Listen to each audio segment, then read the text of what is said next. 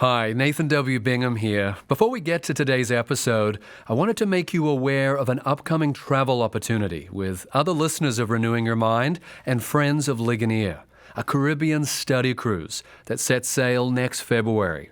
I'll be there, and Dr. Derek Thomas and Pastor Ken Jones will be our teachers as they lead us through the rich theological truths of Galatians 3. Enjoy 8 days of teaching, refreshment, and fellowship when you travel with us on this Caribbean study cruise. You can learn more and register at ligoniertours.com. I hope to see you there. Now on to today's episode. There is a time limit that God has established on our pain and on our sorrow and on our grief and our afflictions, after which we will enter into a condition where pain will be no more tears, no more pain, no more anxiety, no more sorrow, no more adversity.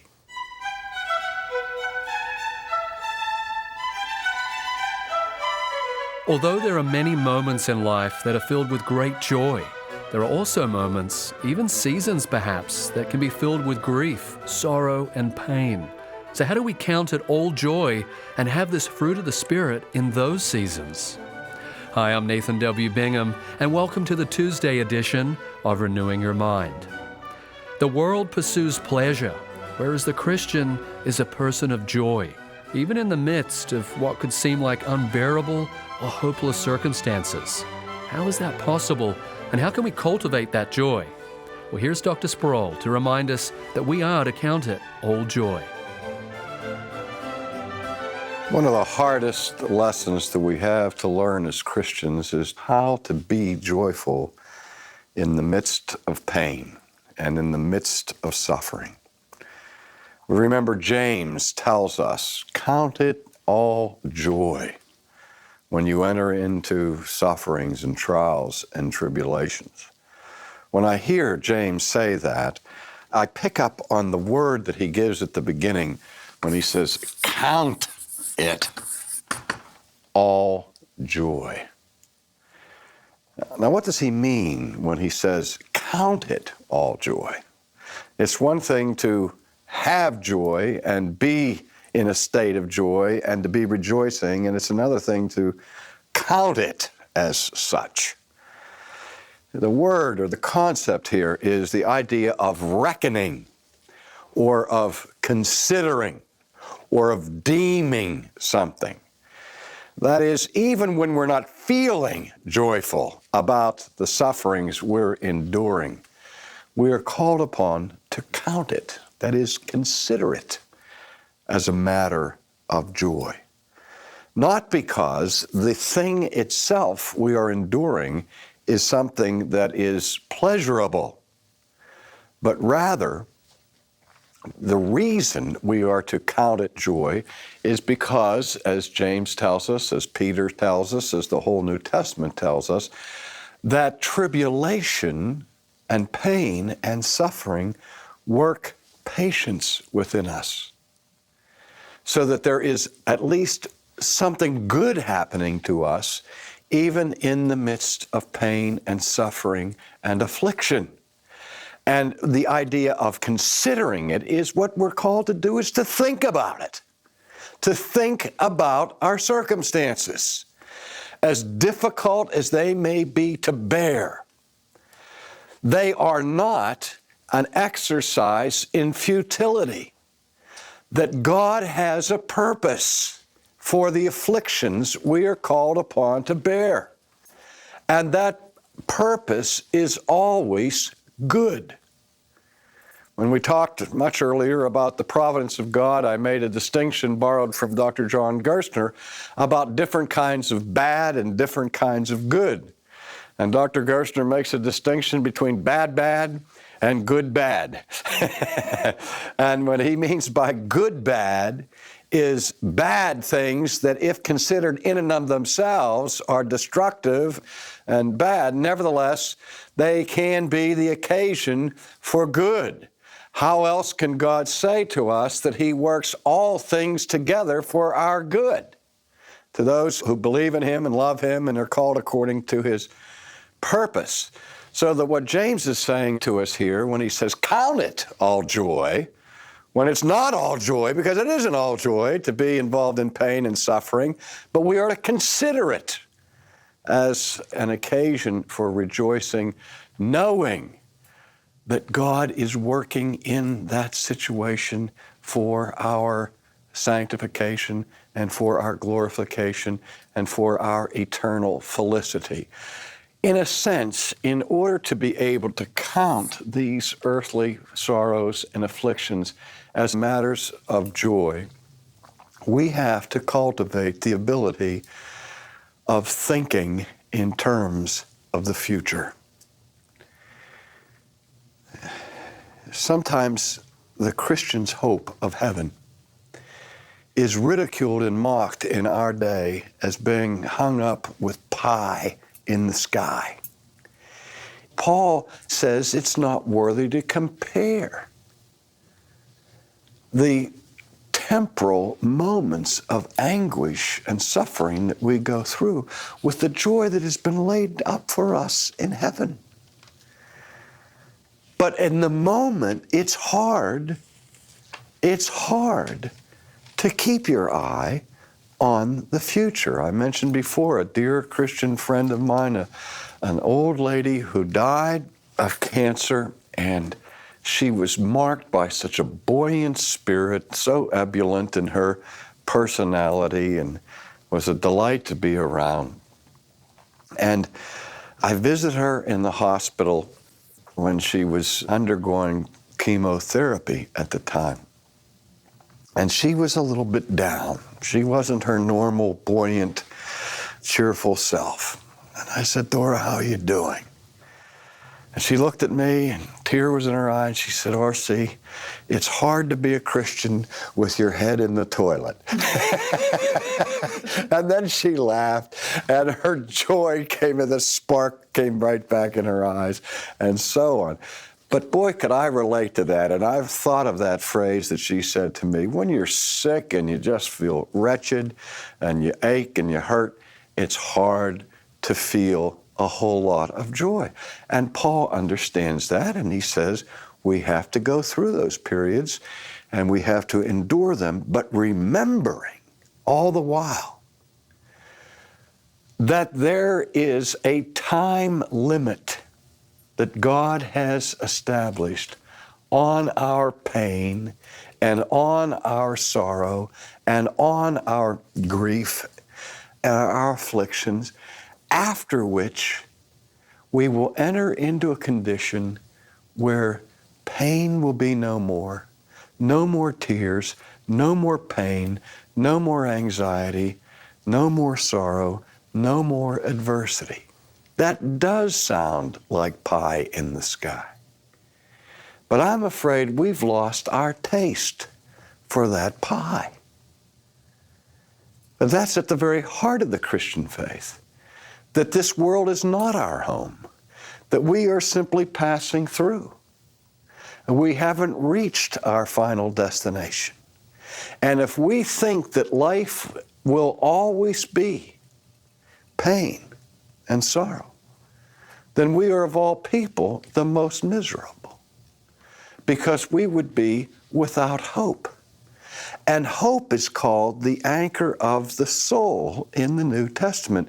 You know, again, the New Testament says that if you are without Christ, you are ultimately without hope. And I've often said, when I struggle with life as a Christian, how do people who aren't Christians make it? How do they endure without the hope that is ours, of the joy that has been stored up for us in heaven? So what we have to do is, again, in the midst of our pain and affliction, focus our attention on the promise of God and look to the future that He has guaranteed for His people. Now, one of the characters who displays this, I think, more poignantly and graphically than anybody else in all of the Old Testament is the prophet Habakkuk. Remember Habakkuk? He was in a dour mood. He was very unhappy and was not particularly joyful when he saw his whole nation being ravaged by a foreign power. And this created all kinds of theological difficulties for him. And in a real sense, Habakkuk suffered a crisis of faith. And so what did he say? I'm going to go up into my watchtower, and I'm going to start putting my fist in God's face, and I'm going to say, why, God? How can you allow these things to happen? He said, how can you let all this evil and all this suffering go on in this world? Aren't you too holy as to even behold iniquity? And so he goes into his watchtower and he demands an explanation from God for all this pain and suffering in the world. Then in the 3rd chapter of the book of Habakkuk, we hear the response of Habakkuk to the presence of God. God comes to his mournful prophet, and God presents himself to Habakkuk in a way that was quite similar to the way God came to Job when Job was in the midst of his agony. Now, when God speaks to Habakkuk, I want you to consider for a moment Habakkuk's response. He said, when I heard, my body trembled, my lips quivered at the voice, and rottenness entered my bones, and I trembled in myself, that I might rest in the day of trouble. When he comes up to the people, he will invade them with his troops. Now here he talks about being overcome by the message of God to the point that his body is shaking, it's trembling. His lip is quivering. Have you ever seen a baby or an infant, a young child, when you see that lip start to quiver and you know what's going to come next? You know they're trying not to cry, but the quivering lip is the dead giveaway. You know they're not going to make it. Then in just any second, the tears are going to start to flow. And this is how he describes himself. Rottenness entering into his bones. But that's not where the story ends. Let me, before I go to the next portion of the text, remind you that there is a text, a short phrase in the book of the prophet Habakkuk that is quoted 3 times in the New Testament. And one of those 3 times, it is used as a thematic statement by the Apostle Paul in his greatest theological work, the Epistle to the Romans. And if you don't remember it, let me remind you of it. It is the statement that the just shall live by faith. The just shall live by faith. Let me just put a little spin, different spin on that. That could be translated this way: the righteous shall live by trust. And what does it mean to live by faith other than to trust in God? It's not just a question of believing in God or believing that God exists, that is the life of faith. But the life of faith is characterized by believing God, trusting God. I have this conversation with myself every time I'm afraid and every time I'm grieving or fearful. I say, R.C., do you really trust God? Not do you believe in Him, but do you believe Him? when he promises you that this is for good and this is for your ultimate salvation. Only if we can believe God can we maintain joy in the midst of hardship. Now, having said that, let's look at the response of Habakkuk in chapter 3 at verse 17. He makes this statement: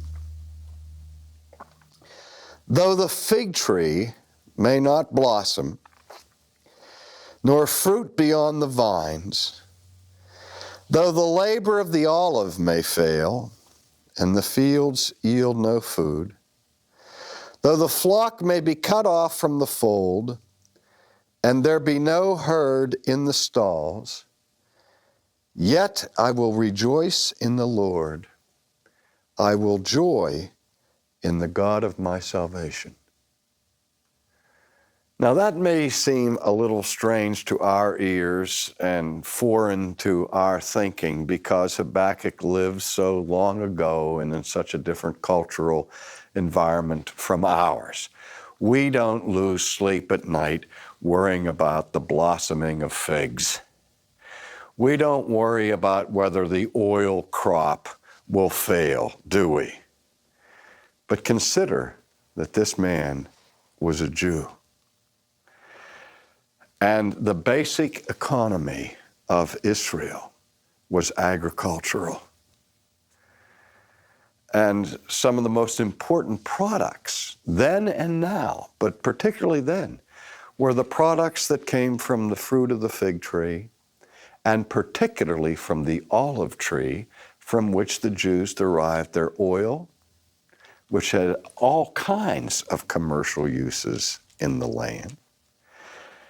And in addition to that, they lived not only by growing figs and olive trees from which they harvested the oil, but also the agricultural production of grapes was crucial for the Jewish people. For all their wine came from grapes. You go out to the Napa Valley in California, and you can see how grapevines can be extremely important to a region's economy. If those grapevines are attacked, if they are poisoned, or if they are destroyed by some kind of natural calamity, the whole region suffers from the economic loss of it. And if people weren't involved in vineyards and so on, they were maintaining flocks. If you go over to Palestine today, you will see the Bedouins out in the desert taking care of their flocks. Their livestock was crucial. And he's saying, look, no blossoms on the fig tree, no fruit on the vines, the labor of the olive fails, and the fields yield no food. The flock is cut off from the fold, and there's no herd in the stalls. Translate that into modern terms. Though the farming industry collapses, though the stock market crashes, though the automobile industry goes belly up, though the technological industries of computers and so on explode, though all of these things happen, nevertheless, I will rejoice in the God of my salvation. I will joy in him. And then he goes on to say why in verse 19. The Lord God is my strength. He will make my feet like hinds' feet and make me to walk in high places. Now what's that mean? He will make my feet like hinds' feet. And you mean my front feet will become like back feet? No. He's speaking in the archaic language there of the feet of the deer that is so sure-footed, that can move like the mountain goat on high and dangerous places where the ground is filled with loose gravel and where they have to cross narrow ridges without falling off into destruction. God will make my feet like the feet of a deer or the feet of a mountain goat and cause me to walk in high places. I love that imagery.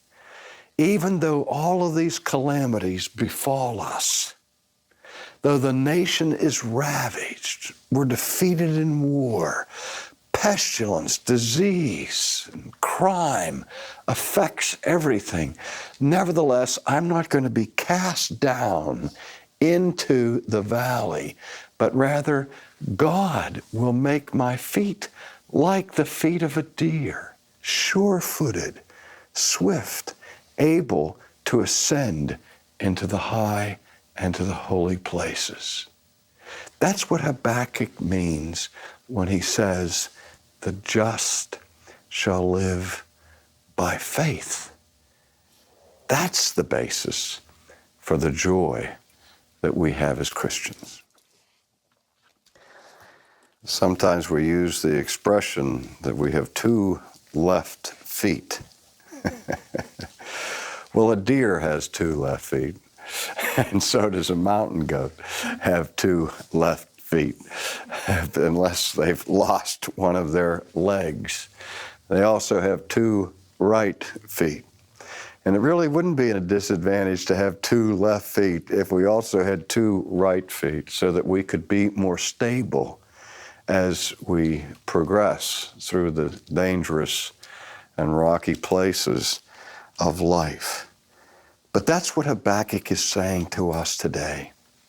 He will give us that kind of stability, even in the midst of calamity, if we will turn our attention to Him and place our trust upon Him. In whom does the deer trust? And in whom does the mountain goat trust? When he goes up mountains that we would only ascend with ropes and axes and that kind of equipment. And we see these animals so sure-footed, walking in such dangerous places. Not that they're trusting consciously in God, but by instinct. They're trusting their Creator, and they venture into dangerous places because of what God has given to them. And so we are called not to be afraid to go to the valley of the shadow of death or into dangerous rocky places as long as we trust in Him who promises to make our feet as the feet of deer.